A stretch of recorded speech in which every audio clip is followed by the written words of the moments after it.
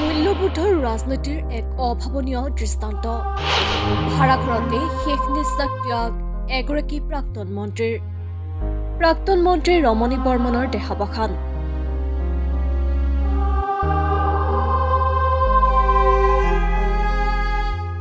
সাতাশী বছৰ বয়সত বাৰ্ধক্যজনিত ৰোগত শয্যাগত হৈ থকা প্ৰবীণ ৰাজনীতিবিদগৰাকীৰ মৃত্যু।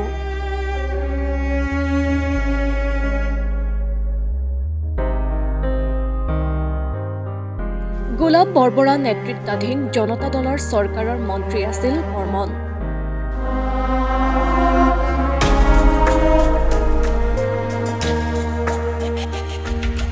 সত্তৰ দশকত ৰাজ্যিক গৃহ শিক্ষা আৰু সমাজ কল্যাণ বিভাগৰ মন্ত্ৰী আছিল প্ৰয়াত বৰ্মন।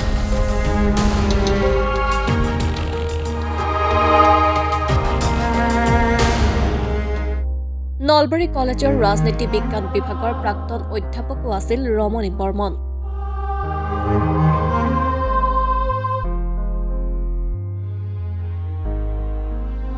সদৌ অসম কলেজ শিক্ষক সন্থাৰ তিনিবাৰকৈ সভাপতিৰ উপৰিও ৰেলৱে মজদুৰ ইউনিয়নৰো প্ৰাক্তন সভাপতি আছিল ৰমণী বৰ্মন।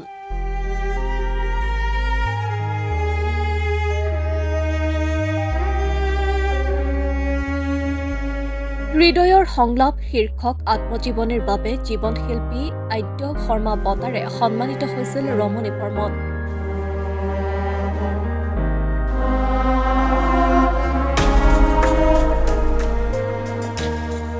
আজি পুৱা প্ৰায় 6 বজাত নলবাৰীৰ বিদ্যাপুৰৰ ভাড়াঘৰত দেহাৱসান ঘটে প্ৰাক্তন মন্ত্ৰীগৰাকীৰ।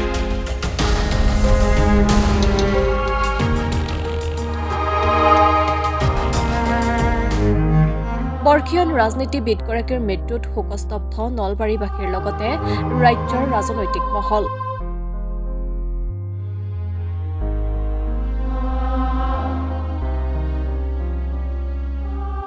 প্ৰাক্তন মন্ত্ৰীগৰাকীৰ মৃত্যুত গভীৰ শোক প্ৰকাশ মুখ্যমন্ত্ৰী ডক্টৰ হিমন্ত বিশ্ব শৰ্মাৰো। শিক্ষাবিদ প্ৰবীণ ৰাজনীতিবিদ ৰমণী বৰ্মন ছাৰৰ মৃত্যু, অসমৰ প্ৰাক্তন শিক্ষামন্ত্ৰী ৰমণী বৰ্মন ছাৰৰ মৃত্যু সমগ্ৰ অসমৰ লগতে আমাৰ নলবাৰী জিলাৰ বাবে এটা অপূৰণীয় ক্ষতি বুলি ভাবোঁ। আৰু বিশেষকৈ ছাৰ আছিলে আদৰ্শৰ প্ৰতিবিস্বৰূপ। এইগৰাকী ব্যক্তিয়ে মৃত্যুৰ আগমুহূৰ্তলৈকে সমাজখনৰ প্ৰতি থকা যি দায়বদ্ধতা, সেই দায়বদ্ধতাৰ পৰিচয় দাঙি ধৰি থৈ গৈছে।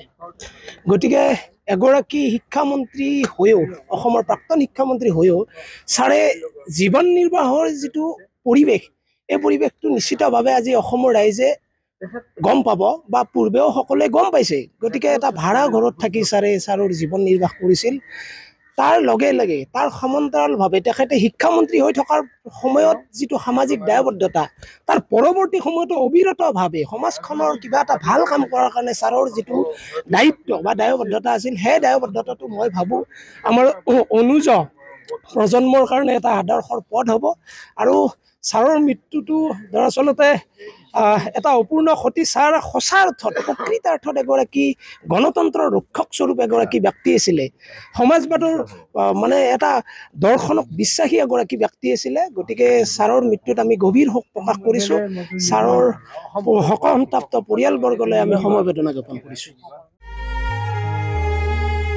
নলবাৰীৰ পৰা Pinkumoni ৰায়চৌধুৰীৰ report, my news any.